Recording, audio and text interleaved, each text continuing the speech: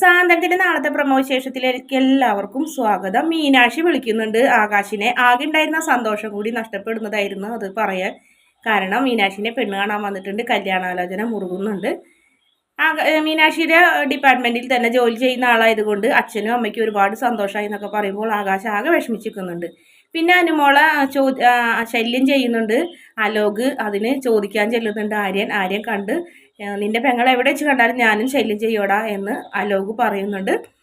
അതിന് പകരമായിട്ട് ആര്യം കൊടുക്കുന്നത് നല്ല അടീന്. അടി എന്ന് പറഞ്ഞാൽ നല്ല ഇടീന് അവിടെ നടക്കുന്നത്. അത് വീണ്ടും ബാലന്റെ ചെവിയിൽ എത്തുന്നുണ്ട്. ബാലൻ ആര്യനെ ചോദ്യം ചെയ്യുന്ന ഒരു ഭാഗമാണ് കാണിക്കുന്നത്. പിന്നെ ധർമ്മൻ വലിയ സന്തോഷത്തിലാണ് കല്യാണം ഉറപ്പിച്ചത് ധർമ്മൻ്റെ ആണെന്ന് വിചാരിച്ച് ധർമ്മൻ ഏട്ടത്തിമാരോട് ചെന്ന് പറയുന്നുണ്ട്.